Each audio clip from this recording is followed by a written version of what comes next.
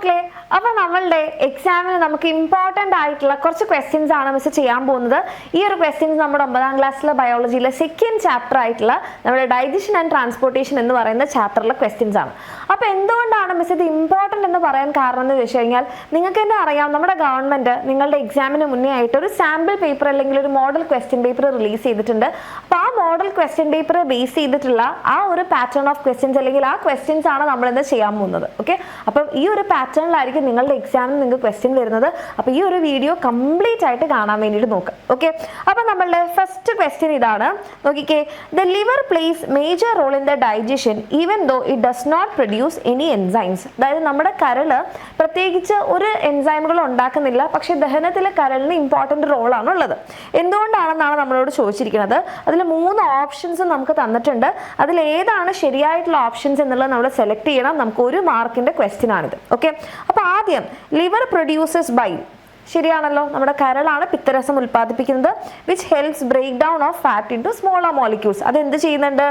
നമ്മുടെ കൊഴുപ്പിനെ ചെറിയ തന്മാത്രകളാക്കി മാറ്റാൻ പിത്തരസം ഉൽപ്പാദിപ്പിക്കുന്നത് ആരാണ്? കരളാണ്. അപ്പം നമുക്ക് മനസ്സിലായി അത് ശരിയാണ് അല്ലേ. അപ്പം നമ്മൾ അതിന് ശരിയിട്ട് കൊടുക്കുകയാണ്. ദെൻ അടുത്തത്, ദഹനശേഷം രക്തത്തിൽ കലരുന്ന പോഷകങ്ങൾ കരളിൽ സംഭരിക്കുന്നു. എന്താ പറഞ്ഞിരിക്കുന്നത്? നമ്മളുടെ ഡൈജഷന് ശേഷം എന്താണ്? ന്യൂട്രിയൻസ് ലിവറിൽ സ്റ്റോർ ചെയ്യുന്നുണ്ട്. നമുക്കറിയാം, നമ്മുടെ ഹെപ്പാറ്റിക് പോർട്ടൽ സിസ്റ്റം വഴി നമ്മുടെ ന്യൂട്രിയൻസ് സ്മോൾ ഇൻറ്റസ്റ്റൈനിൽ നിന്ന് ആദ്യം എവിടെയാണ് പോകുന്നത്? കരളിലാണ് പോകുന്നത്. എന്നിട്ട് അവിടെ കുറച്ച് പോഷകങ്ങൾ സംഭരിക്കുന്നുണ്ട്. ഇനി അടുത്തതോ, അപ്പോൾ ഇതും ശരിയാണെന്ന് നമുക്ക് കിട്ടി അല്ലേ. ഇനി the compounds that help to convert proteins into amino acids are present in the present in the bile produced by the liver. അപ്പം നമുക്കറിയാം എന്തില്ല? ഒരു എൻസൈമുകളും നമ്മളുടെ കരളിലില്ല. അപ്പം ഇത് തെറ്റാണ്. അപ്പം നമുക്ക് എയും ബിയും ആണ് കറക്റ്റ് ആയിട്ടുള്ളത്. അതായത് ഒന്നാമത്തെ ഓപ്ഷൻ എയും ബിയും എന്നിവ ശരിയാണ്. ഓക്കെ, അപ്പോൾ ഇത് കുറച്ച് ഒരു പാറ്റേണിൽ വ്യത്യാസമുണ്ട്. നിങ്ങൾക്ക് മുന്നിലുള്ള ക്വസ്റ്റ്യൻ പേപ്പർ നിങ്ങൾ ചെയ്തിട്ടുണ്ടെങ്കിൽ നിങ്ങൾക്ക് മനസ്സിലാവും ഈ രീതിയിലുള്ള ക്വസ്റ്റ്യൻസ് ആദ്യമായിട്ടാണ്. ഓക്കെ, ഇനി അടുത്ത question, where does digestion begins in hydra. നമ്മുടെ ഹൈഡ്രയിലെ ദഹനം ആരംഭിക്കുന്നത് എവിടെയാണ്? അപ്പം ഇതൊരു സിമ്പിൾ ആയിട്ടുള്ള എഗെയിൻ 1 മാർക്കിന്റെ ക്വസ്റ്റ്യൻ ആണ്. അപ്പോൾ ഇത് എൻ്റെ കുട്ടികൾ എന്ത് ചെയ്യുക? കറക്റ്റായിട്ട് തന്നെ കമൻറ്റ് ചെയ്യുക. ഓക്കെ, ഇത് കറക്റ്റായിട്ട് കമൻറ്റ് ചെയ്യുക. ഇത് സിമ്പിൾ ആയിട്ടുള്ളതാണ്. നമ്മുടെ ഹൈഡ്രയുടെ ദഹനം ആരംഭിക്കുന്നത് എവിടെ നിന്നാണ്? ടെൻഡാക്കിൾസ് ആണോ, മൗത്തിൽ നിന്നാണോ, ബോഡി ക്യാവിറ്റി അല്ലെങ്കിൽ ശരീര അറയാണോ, അതോ വാക്യൂളിൻ്റെ അകത്ത് വെച്ചിട്ടാണോ? ഇതിൽ എവിടെയാണ് ഹൈഡ്രയുടെ ദഹനം ആരംഭിക്കുന്നത്? അപ്പോൾ എൻ്റെ കുട്ടികളത് കമൻറ്റ് ചെയ്യാം. ഓക്കെ, അതേപോലെ തന്നെ ഇതേപോലെ ചാപ്റ്റേഴ്സ് ഒക്കെ നിങ്ങൾക്ക് കോൺസെപ്റ്റ് ഒക്കെ മനസ്സിലാക്കി വൃത്തിയായിട്ട് നിങ്ങൾക്ക് പഠിക്കാൻ ആഗ്രഹം ഉണ്ടെങ്കിൽ വേഗം തന്നെ താഴെ കാണുന്ന നമ്പറിൽ മെസ്സേജ് അയച്ച് നിങ്ങൾക്ക് നമ്മുടെ ആൽഫ ബാച്ചിൽ അഡ്മിഷൻ എടുക്കാം. ആൽഫ ബാച്ചിൽ നമ്മൾ കംപ്ലീറ്റ് ചാപ്റ്റേഴ്സ് ഒക്കെ പഠിച്ച് ക്വസ്റ്റ്യൻസും വർക്ക്ഷീറ്റും എക്സാമും ഒക്കെ ആയിട്ട് നിങ്ങൾക്ക് കോൺസെപ്റ്റ് ക്ലിയർ ആക്കി പോകാൻ പറ്റും. ഓക്കെ, ഇനി നമ്മളത് അടുത്ത ക്വസ്റ്റ്യൻ എന്താണ്? ഇത് നമ്മളുടെ 2 മാർക്സിന്റെ ക്വസ്റ്റ്യൻ ആണ് കേട്ടോ. 2 ഓപ്ഷൻസ് ഉണ്ട്, 2 മാർക്സിന്റെ ക്വസ്റ്റ്യൻ ആണ്. ഓക്കെ, അപ്പോൾ ക്വസ്റ്റ്യൻ നോക്കിക്കേ. 2 വ്യക്തികളെ തന്നിട്ടുണ്ട്, പേഴ്സൺ 1 ആൻഡ് പേഴ്സൺ 2. പേഴ്സൺ 1 എന്തൊക്കെയാണ് കഴിക്കുന്നത്? ഫ്രൈഡ് സ്നാക്സ് കഴിക്കുന്നുണ്ട്, ഫ്രൈഡ് ഫിഷ് കഴിക്കുന്നുണ്ട്, എഗ്ഗ് കഴിക്കുന്നുണ്ട്, പപ്പടം കഴിക്കുന്നുണ്ട്. ഓക്കെ, എണ്ണക്കടികൾ, മത്സ്യം വറുത്തത്, മുട്ട, പപ്പടം, ഇതാണ് ഒന്നാമത്തെ വ്യക്തി കഴിക്കുന്നത്. രണ്ടാമത്തെ വ്യക്തിയോ പുട്ട്, പഴവർഗ്ഗങ്ങൾ, പാല്, ലീഫി വെജിറ്റബിൾസ്, ഇലക്കറികൾ കഴിക്കുന്നത്, പാല്, പഴവർഗ്ഗങ്ങൾ, പുട്ട്. ഓക്കെ, അപ്പോൾ ഇത് കാണുമ്പോൾ തന്നെ നമുക്ക് മനസ്സിലാവുന്നുണ്ടാകും ആരാണ് ഇതിൽ ആരോഗ്യകരമായ ഭക്ഷണശീലം എന്നല്ലേ. അപ്പോൾ അതാണ് നമ്മുടെ first question. Whose food habit is harmful to health. Okay, അതായത് ഇതിൽ ആരുടെ ഭക്ഷണശീലമാണ് എന്തായിട്ടുള്ളത്? അപകടകരമായിട്ടുള്ളത്. അപ്പോൾ നമുക്കറിയാം, പൊരിച്ച ഭക്ഷണങ്ങൾ കഴിക്കുന്ന ആളുടേത് അല്ലെ, ഇയാളുടെ ഭക്ഷണമാണ് എന്തായിട്ടുള്ളത്? അപകടകരമായിട്ടുള്ള ഭക്ഷണ രീതി. എല്ലാം പൊരിച്ച സാധനങ്ങളാണ്. Person A.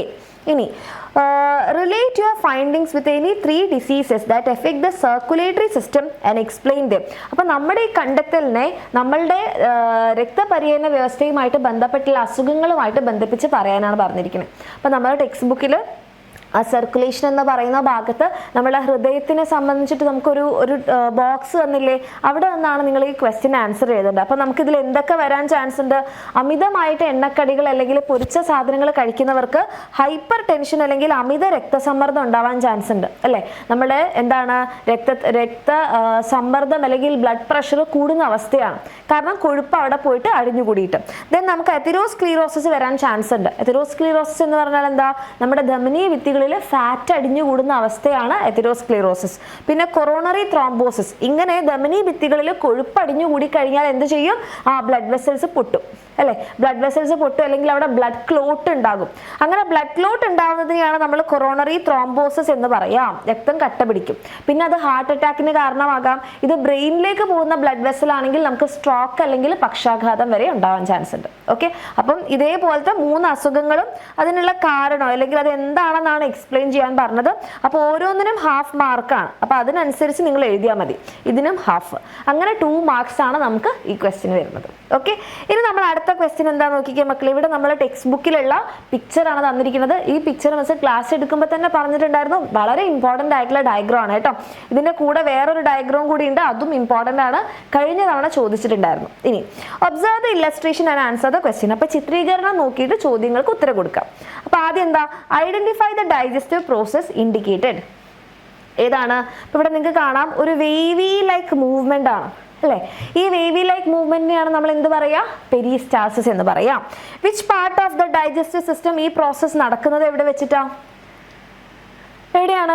നമ്മുടെ ചെറുകുടലിലാണ്. നമ്മുടെ ടെക്സ്റ്റ് ബുക്കിൽ ഈ പിക്ചർ കൊടുത്തിരിക്കുന്നത് ചെറുകുടലിലാണ്. ആക്ച്വലി നമ്മുടെ ഈസോഫാഗസിൽ നടക്കുന്നുണ്ട്, പക്ഷെ ചെറുകുടലിലാണ് ഈ ടെക്സ്റ്റ് ബുക്കിൽ ഈ പിക്ചർ തന്നിരിക്കുന്നത്. അപ്പോൾ നമ്മൾ സ്മോൾ ഇൻറ്റസ്റ്റൈൻ എഴുതും.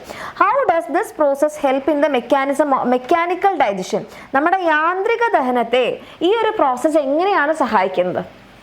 എന്തൊരു ചെയ്യുന്നുണ്ട് ഈ ഒരു പ്രോസസ്സ്? നമ്മുടെ ഭക്ഷണത്തിന്റെ സുഗമമായ സഞ്ചാരത്തിന് സഹായിക്കുന്നുണ്ട് അല്ലെ. ഇതിന്റെ കൂടെ തന്നെ നമുക്കറിയാം സെഗ്മെന്റേഷനും കൂടെ തന്നിട്ടുണ്ട്. അപ്പൊ പ്രോസസ്സ് പെരിസ്റ്റാൾസിസ് ചെറുകുടലിലാണ് നടക്കുന്നത്. ഇത് എന്തിനെ സഹായിക്കുന്നുണ്ട്? നമ്മുടെ ഭക്ഷണത്തിന്റെ സുഗമമായ മൂവ്മെന്റിനെ സഹായിക്കുന്നുണ്ട്. ഓക്കെ, സെഗ്മെന്റേഷൻ ആണെന്നുണ്ടെങ്കിൽ നമുക്ക് എന്ത് പറയാം? സെഗ്മെന്റേഷനും കൂടെ ചോദിച്ചിട്ടുണ്ടെങ്കിൽ നമുക്ക് പറയാം നമ്മുടെ ഭക്ഷണം നല്ല രീതിയിൽ രാസാഗ്നികൾ അല്ലെങ്കിൽ എൻസൈമുമായിട്ട് മിക്സ് ആക്കാൻ ആര് സഹായിക്കും? സെഗ്മെന്റേഷൻ സഹായിക്കും. ഭക്ഷണത്തിന്റെ സുഗമമായ സഞ്ചാരത്തിന് സഹായിക്കുന്നത് പെരിസ്റ്റാൾസിസ്. റെഡി? അപ്പൊ ഇവിടെ നിങ്ങൾക്ക് ആക്ച്വലി ഈ ആൻസറിന്റെ അകത്ത് ഇത് ആവശ്യമില്ല. മിക്സ് ഫുഡ് വിത്ത് ഡൈജസ്റ്റീവ് ജ്യൂസ് ഇതെന്ന് പറഞ്ഞിട്ടുണ്ടെങ്കിൽ ഇത് ആരുടെയാണ് പറഞ്ഞിരിക്കുന്നത്? ഇത് പറഞ്ഞിരിക്കുന്നത് നമ്മളുടെ സെഗ്മെന്റേഷന്റെ ആണ്. ഇതപ്പോൾ നിങ്ങൾക്ക് ഇവിടെ ആവശ്യമില്ല. ഓക്കെ, പെരിസ്റ്റാൾസിസിന്റെ ചോദിച്ചാണെങ്കിൽ പെരിസ്റ്റാൾസിസിന്റെ ഫംഗ്ഷൻ എന്താണ്? നമ്മുടെ ഭക്ഷണത്തിന്റെ സുഗമമായ സഞ്ചാരത്തിന് സഹായിക്കുന്നതാണ് എഴുതേണ്ടത്. റെഡി? ഇനി നമ്മുടെ അടുത്ത ക്വസ്റ്റ്യൻ നോക്കിക്കോ. ഇത് നമ്മുടെ സർക്കുലേഷൻ എന്ന് പറയുന്ന ചാപ്റ്ററുമായിട്ട് ബന്ധപ്പെട്ടിട്ടുള്ളതാണ്. നമ്മുടെ ഹാർട്ടിന്റെ സ്റ്റാർട്ടിങ്ങിൽ തന്നെ തന്നിട്ടുള്ളതാണ്. A fluid found in between the double layers surrounding the heart protect it from external shock. അപ്പോൾ നമ്മുടെ ഹൃദയത്തിന് പൊതിഞ്ഞിരിക്കുന്ന ആ പാളികൾക്കിടയിലായിട്ട് ഒരു ദ്രാവകമുണ്ട്. അത് നമ്മുടെ ഹൃദയത്തിനെ ബാഹ്യക്ഷതങ്ങളിൽ നിന്ന് സംരക്ഷിക്കുന്നു. ഏതാണ് ആ ഫ്ലൂയിഡ്?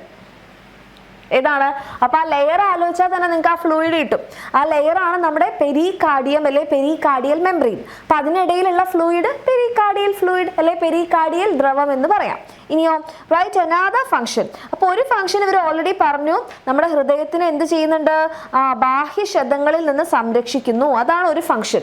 രണ്ടാമത്തെ ഫംഗ്ഷൻ എന്താണ്? നമ്മൾ പറഞ്ഞു ഫ്രിക്ഷൻ അല്ലേ. നമ്മുടെ ഹാർട്ട് ഇങ്ങനെ ബീറ്റ് ചെയ്യുന്ന സമയത്ത് കോൺട്രാക്ഷൻ റിലാക്സേഷൻ, കോൺട്രാക്ഷൻ റിലാക്സേഷൻ. അപ്പൊ എന്താണ്?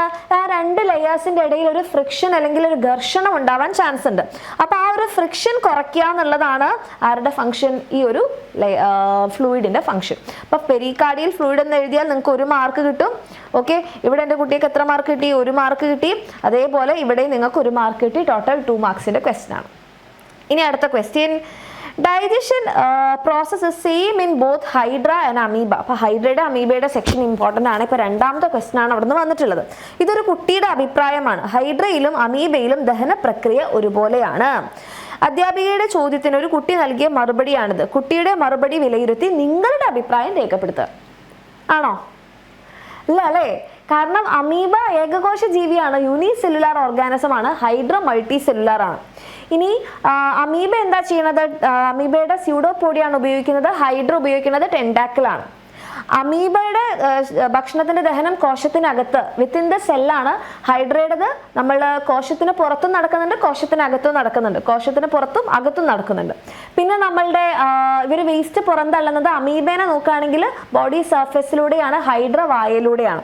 സോ ഇത് നമ്മൾ ടെക്സ്റ്റ് ബുക്കിൽ കൊടുത്തിട്ടുള്ള ഒരു ഇമ്പോർട്ടൻ്റ് ആയിട്ടുള്ള ടേബിൾ ആണ്. ഇത് എഴുതി കഴിഞ്ഞാൽ നിങ്ങൾക്ക് ഫുൾ മാർക്ക് കിട്ടും. ഓക്കെ, 2 മാർക്സിന്റെ ക്വസ്റ്റ്യൻ നിങ്ങൾക്ക് ഫുള്ള് കിട്ടും. സി ഇപ്പൊ പറഞ്ഞ കാര്യങ്ങളാണ് ഇവിടെ കൊടുത്തിട്ടുള്ളത്. ദ യൂണിസെല്ലുലാർ മൾട്ടിസെല്ലുലാർ സ്യൂഡോപോഡിയ ടെൻഡക്കിൾ, ഇത് കോശത്തിനകത്ത്, ഇത് കോശത്തിനകത്തും പുറത്തും നടക്കുന്നുണ്ട്. ഇത് വേസ്റ്റ് സെൽ സർഫേസിലൂടെ, ഇതാണെങ്കിൽ വായയിലൂടെ. ഓക്കെ, ഇനി നമ്മൾ അടുത്ത ക്വസ്റ്റ്യൻ നോക്കിക്കേ.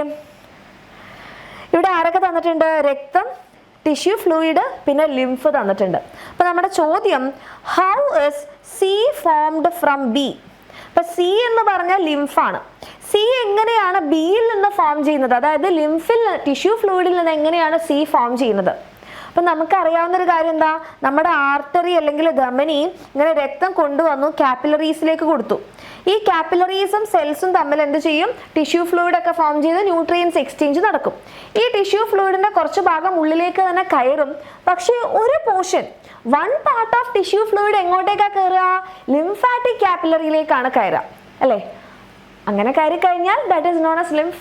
അപ്പൊ എങ്ങനെയാണ് ഫോം ചെയ്യുന്നത് മനസ്സിലായോ? ഓക്കെ, ഇനി what are the structural differences between a and c? A എന്ന് പറഞ്ഞാൽ രക്തമാണ്, സി എന്ന് പറഞ്ഞാൽ ലിംഫാണ്.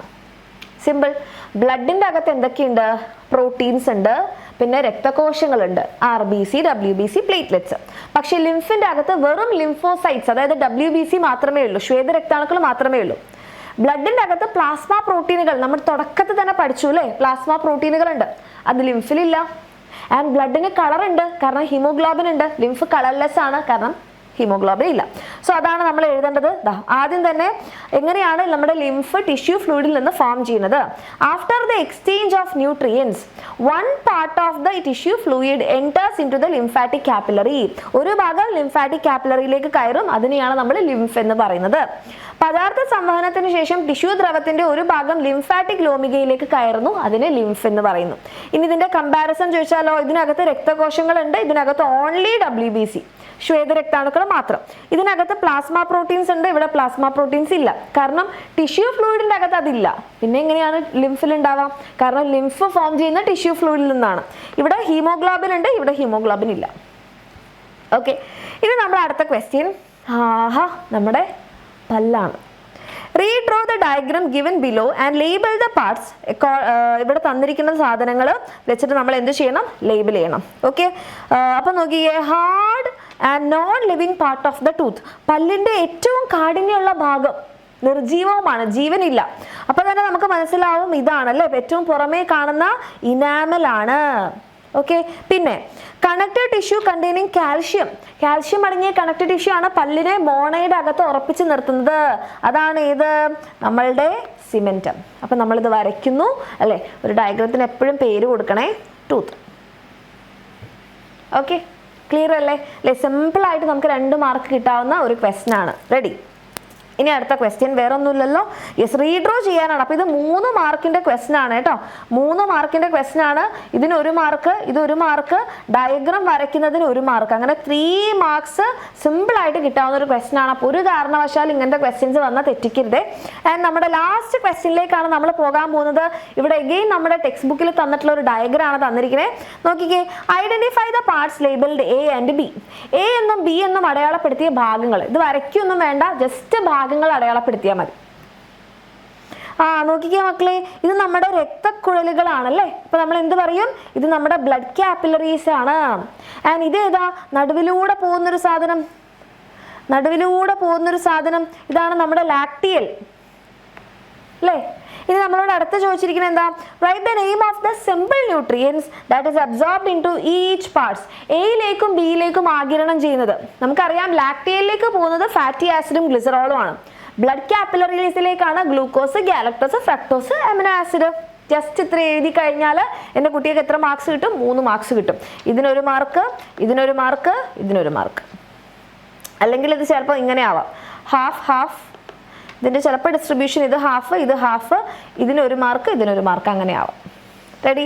അപ്പം അത്രേ ഉള്ളൂ. നമ്മുടെ മോഡൽ പേപ്പറിൽ വന്നിട്ടുള്ള 2nd ചാപ്റ്ററിൻ്റെ ബേസ് ചെയ്തിട്ടുള്ള ക്വസ്റ്റ്യൻസ് ആണ്. ഇതിൻ്റെ കുട്ടികൾക്ക് ക്ലിയർ ആയെങ്കിൽ തീർച്ചയായിട്ടും കമൻറ്റ് ചെയ്യുക. നിങ്ങൾക്ക് യൂസ്ഫുൾ ആയെങ്കിൽ നിങ്ങളുടെ ഫ്രണ്ട്സിലേക്ക് ഷെയർ ചെയ്യുക. ആൻഡ് ഈ ഒരു ക്വസ്റ്റ്യൻ്റെ ആൻസർ എൻ്റെ മക്കൾ കമൻറ്റ് ചെയ്യാം. ഇതേപോലെ ചാപ്റ്റേഴ്സൊക്കെ നല്ല അടിപൊളിയായിട്ട് പഠിച്ച് നിങ്ങൾക്ക് കോൺസെപ്റ്റ് ഒക്കെ മനസ്സിലാക്കി പോകണമെന്നുണ്ടെങ്കിൽ ഒറ്റ കാര്യമുള്ള മക്കളെ, നമ്മുടെ എക്സാമിനറിന്റെ ആൽഫ ബാച്ചിൽ നിങ്ങൾക്ക് അഡ്മിഷൻ എടുക്കാം. 2,999 മാത്രമേ ഉള്ളൂ നമ്മുടെ ബാച്ച് ഫീ. കംപ്ലീറ്റ് ചാപ്റ്റേഴ്സ് നിങ്ങൾക്ക് അടിപൊളിയായിട്ട് പാർട്ടായിട്ട് ലൈവ് സെഷൻസിലൂടെ ഒക്കെ പഠിക്കാൻ പറ്റും. ഇതുപോലെ എക്സാം ഒക്കെ വരുമ്പോൾ നമുക്ക് ടെൻഷൻ ഇല്ലാതെ കുറെ കോൺഫിഡൻസോട് കൂടി തന്നെ നമുക്ക് മുന്നോട്ട് പോകാൻ പറ്റും. കാരണം നമ്മൾ ഓൾറെഡി നമ്മുടെ ബാച്ചിൽ കുറെ ക്വസ്റ്റ്യൻസ് ഒക്കെ ചെയ്യുന്നുണ്ടാവും. ഇതേപോലെ നിങ്ങൾക്ക് പഠിക്കണം എന്നുണ്ടെങ്കിൽ വേഗം തന്നെ താഴെ കാണുന്ന നമ്പറിൽ മെസ്സേജ് ചെയ്യുക. നമുക്ക് നെക്സ്റ്റ് ഒരു വീഡിയോയിൽ കാണാം. Thank you so much.